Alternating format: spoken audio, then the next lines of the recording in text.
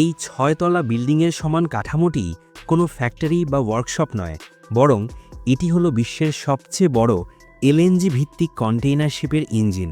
এটি ভেতর থেকে এতটাই বিশাল যে এর ভেতরে শ্রমিকরা অনায়াসেই ঘোরাফেরা করতে পারেন।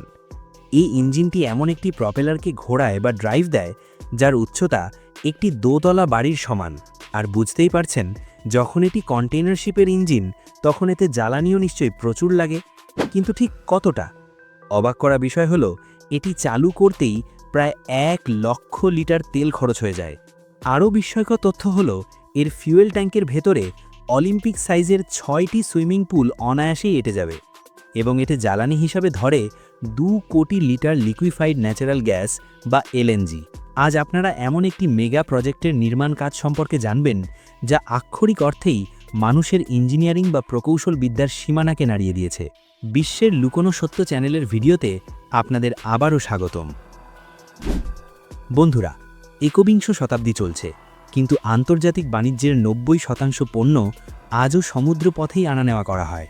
যাই সেটা সুঁইয়ের মতো ছোট জিনিস হোক কিংবা বড় কোনো গাড়ি। এই ব্যাপারটির বিশালতা আপনারা এভাবে আন্দাজ করতে পারেন যে ফ্লাইট রাডারের তথ্য অনুযায়ী আকাশে প্রতি মুহূর্তে ১৫ থেকে ২০,০০০ বিমান উড়ে বেড়ায়। কিন্তু যদি আমরা সমুদ্রের ট্রাফিকের দিকে তাকাই, তবে এই মুহূর্তে যখন ভিডিওটি তৈরি হচ্ছে, তখন বিশ্বজুড়ে প্রায় ৩৮,০০০ কার্গো শিপ চলাচল করছে। এই কার্গো শিপগুলোর আকারের কথা বলতে গেলে মানুষ ইতিমধ্যেই বিশাল সব জাহাজ তৈরি করে ফেলেছে। এর চেয়েও বড় জাহাজ তৈরি করা সম্ভব, কিন্তু সমস্যা হলো সেগুলো সুয়েজ বা পানামা খালের মতো গুরুত্বপূর্ণ খাল দিয়ে চলাচল করতে পারবে না। তাই এখন প্রতিযোগিতা বড় জাহাজ বানানোর নয়, বরং প্রতিযোগিতা হলো সবচেয়ে বেশি জ্বালানি সাশ্রয়ী বা ফিউয়েল এফিশিয়েন্ট জাহাজ বানানোর। আর ঠিক এমনটাই করে দেখিয়েছে ফরাসি শিপিং কোম্পানি CMA-CGM। তারা বিশ্বের সবচেয়ে বড় পরিবেশ বান্ধব বা ইকো ফ্রেন্ডলি জাহাজ তৈরি করতে চেয়েছিল, যা ডিজেল বা সাধারণ জ্বালানি তেলে নয়, বরং চলবে এলএনজিতে, অর্থাৎ প্রাকৃতিক গ্যাসের তরল ফর্মে। ৪০০ মিটার লম্বা এই জাহাজটির দৈর্ঘ্য এতটাই যে ৪টি ফুটবল মাঠকে পরপর রাখলে এর সমান হবে। এর প্রস্থ ৬১ মিটার এবং উচ্চতা কুতুব মিনারের চেয়েও বেশি। এই জাহাজের মোট ওজন ৭টি আইফেল টাওয়ার বা ১১,৫০০টি আফ্রিকান হাতির সমান, অর্থাৎ ৭০,০০০ টন, তাও আবার কোনো কন্টেইনার ছাড়াই।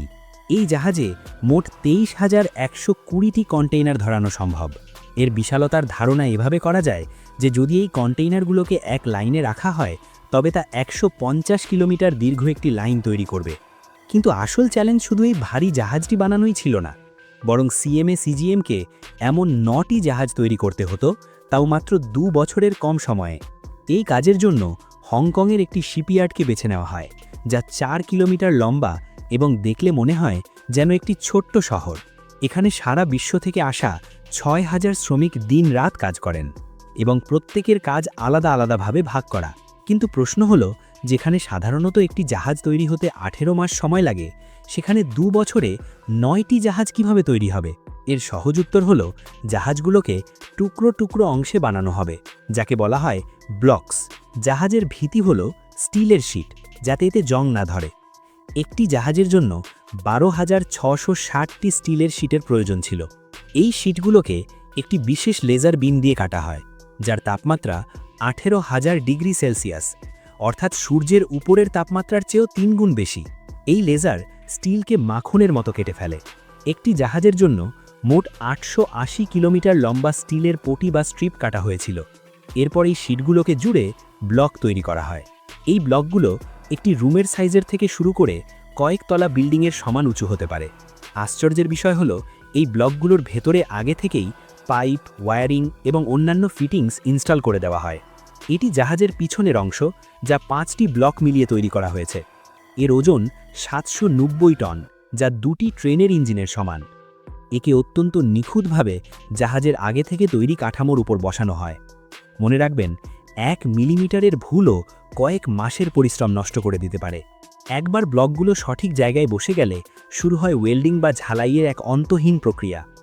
অবাক করা বিষয় হলো, একটি জাহাজে মোট ১২৫০ কিলোমিটার লম্বা ওয়েল্ডিং করা হয়েছে, অর্থাৎ এই ওয়েল্ডিংকে এক লাইনে সাজালে তা পাকিস্তানের করাচি থেকে শুরু হয়ে লাহোর পর্যন্ত পৌঁছবে। ওয়েল্ডিংয়ের পর প্রতিটি জোড়া বা জয়েন্ট খুব সাবধানে পরীক্ষা করা হয়, কেননা সমুদ্রের উত্তাল ঢেউ সামান্য দুর্বলতাও ক্ষমা করবে না। এতক্ষণ তো গেল জাহাজের বাইরের কাঠামো বা হাল তৈরির গল্প। আসল কারিশমা লুকিয়ে আছে এর ইঞ্জিনে। এই জাহাজটি সাধারণ তেল বা ডিজেলে চলবে না। এটি ডিজাইন করা হয়েছে এলএনজি বা লিকুইফাইড ন্যাচারাল গ্যাসে চলার জন্য। এটি পরিবেশের জন্য একটি বড় জয়, কারণ এলএনজি তেলের তুলনায় ৯৯% কম সালফার ডাইঅক্সাইড, ৯১% কম বায়ুদূষণ এবং ২০% কম কার্বন ডাইঅক্সাইড ছড়ায়। সমুদ্র যাত্রা পরিষ্কার পরিচ্ছন্ন রাখার ক্ষেত্রে এটি বিশাল এক পদক্ষেপ, কিন্তু এই বিপ্লব আনতে কোম্পানিকে বড় মূল্য চুকাতে হয়েছে। এখানে সবচেয়ে বড় সমস্যা ছিল এলএনজিকে লিকুইড বা তরল অবস্থায় স্টোর করা, অর্থাৎ এমন একটি ফুয়েল ট্যাঙ্ক দরকার যেখানে এলএনজি -১৬১ ডিগ্রি অর্থাৎ -১৬১ ডিগ্রি সেলসিয়াস পর্যন্ত ঠান্ডা থাকবে। যদি এটি গরম হয় বা ট্যাঙ্কের ইনসুলেশন ভালো না হয়, তাহলে এলএনজি গ্যাসে পরিণত হয়ে ছড়িয়ে পড়বে এবং সব শেষ হয়ে যাবে। এই জাহাজটিকে এশিয়া থেকে ইউরোপ পর্যন্ত লম্বা পথ কোনো রিফিউয়েলিং বা তেল নেওয়া ছাড়াই পাড়ি দিতে হবে। এজন্য দরকার বিশাল বড় এলএনজি ফুয়েল ট্যাঙ্ক। কিন্তু কতটা বড়? ইতিহাসের সবচেয়ে বড় এই এলএনজি ট্যাঙ্কের ভলিউম ১৮,০০০ কিউবিক মিটার। এর ভেতর ৬টি অলিম্পিক সুইমিং পুল এঁটে যাবে। সব মিলিয়ে এতে প্রায় ২ কোটি লিটার এলএনজি ভরা সম্ভব।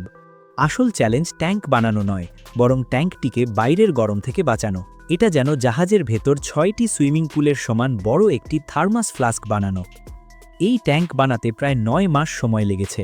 ট্যাঙ্কের দেওয়ালে ইনসুলেটিং মেটেরিয়ালের বা তাপরোধী পদার্থের অনেকগুলো স্তর লাগানো হয়েছে। এরপর আসে সবচেয়ে গুরুত্বপূর্ণ ধাপ, লিক টেস্টিং। কারণ এই ট্যাঙ্কের বাতাস নিরোধক বা এয়ার টাইট হওয়া জরুরি। এজন্য শ্রমিকরা একটি সাধারণ পদ্ধতি ব্যবহার করেন। জয়েন্টগুলোতে সাবান পানি লাগানো হয় এবং তারপর একটি গ্লাস কন্টেনার রেখে কম্প্রেসারের সাহায্যে ভেতরের বাতাস বের করে নেওয়া হয়। যদি জোড়া দুর্বল হয়, তবে ভ্যাকিউমের কারণে বাইরের বাতাস ভেতরে ঢুকবে এবং বুদবুদ দেখা যাবে। এভাবে লিকগুলো খুঁজে বের করে মেরামত করা হয়। লিক টেস্টের পর এর ওপর ইনসুলেশনের শেষ স্তরটি বসানো হয়। এটি মাত্র ১.২ মিলিমিটার পাতলা স্টিলের একটি বিশেষ মেমব্রেন বা পর্দা। যখন -১৬১ ডিগ্রি ঠান্ডা এলএনজি এর সাথে স্পর্শ করে, তখন স্টিল সংকুচিত হয়। এর ঢেউ খেলানো ডিজাইন স্টিলকে না ভেঙে সংকুচিত ও প্রসারিত হতে সাহায্য করে। জেনে অবাক হবেন, এই একই প্রযুক্তি স্পেস স্টেশনেও ব্যবহৃত হয়। অবশেষে ৮ মাসের পরিশ্রমের পর প্রযুক্তির এই মাস্টারপিস বিশ্বের সবচেয়ে বড় থার্মাসটি তৈরি হয়ে গেল। এবার আসি ইঞ্জিনের কথায়। এটি আজ পর্যন্ত তৈরি করা বিশ্বের সবচেয়ে বড় প্রাকৃতিক গ্যাসে চলা ইঞ্জিন। এটি ২০ মিটার উঁচু, অর্থাৎ ৬ তলা বিল্ডিংয়ের সমান। ২,০০০ টনেরও বেশি ওজনের এই ইঞ্জিন ৮৫,০০০ হর্স পাওয়ার উৎপন্ন করে। এই ইঞ্জিনটিকে শিপইয়ার্ড পর্যন্ত আনাও ছিল এক বিশাল চ্যালেঞ্জ। একে ৬টি আলাদা টুকরো করে আনা হয়েছিল। এর সবচেয়ে গুরুত্বপূর্ণ অংশ হল ক্র্যাঙ্কশ্যাফট, অর্থাৎ সেই শ্যাফট যা ইঞ্জিনের শক্তিকে প্রপেলার পর্যন্ত পৌঁছে দেয়। শুধু এই ক্র্যাঙ্কশ্যাফটের ওজনই ২২০ টন, যা পরিবহনের জন্য ১৪০ চাকার একটি বিশেষ রিমোট কন্ট্রোলড প্ল্যাটফর্ম ব্যবহার করা হয়েছিল এবং মিলিমিটারের নিখুঁত মাপে এটি ইনস্টল করা হয়। এই ইঞ্জিনে ১ মিটার ব্যাসের ১২টি পিস্টন আছে এবং ক্র্যাঙ্কশ্যাফটটি এই পিস্টনগুলোর সাথে যুক্ত। এই ইঞ্জিনটি জাহাজের পেছনে থাকা প্রপেলারকে ঘোরাবে। এক টুকরোই তৈরি এই প্রপেলারের ওজন ৯২ টন এবং উচ্চতা ৩৩ ফুট। ইঞ্জিনের শক্তি প্রপেলার শ্যাফটের মাধ্যমে প্রপেলারে যায়।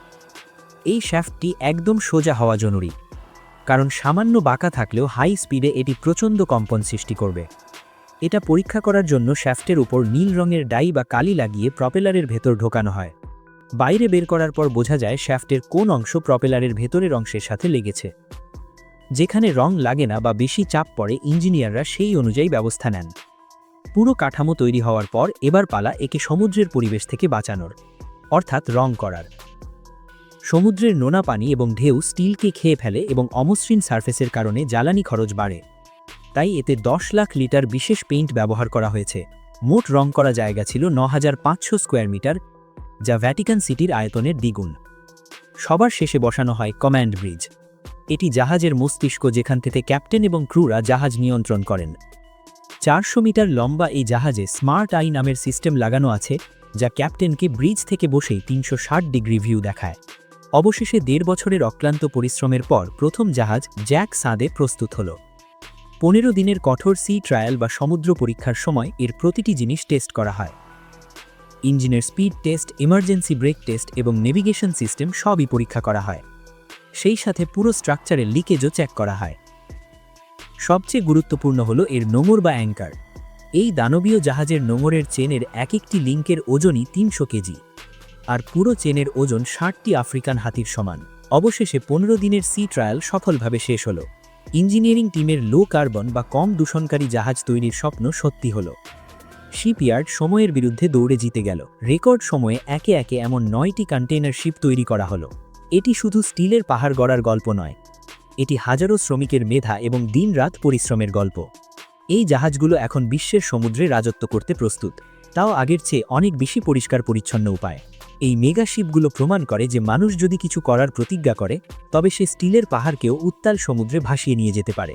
আশা করি বিশ্বের লুকানো সত্য এই ভিডিওটি আপনারা লাইক এবং শেয়ার করবেন। আপনাদের ভালোবাসা মেশানো কমেন্টগুলোর জন্য অসংখ্য ধন্যবাদ। দেখা হবে পরের কোনো দুর্দান্ত ভিডিওতে। ধন্যবাদ।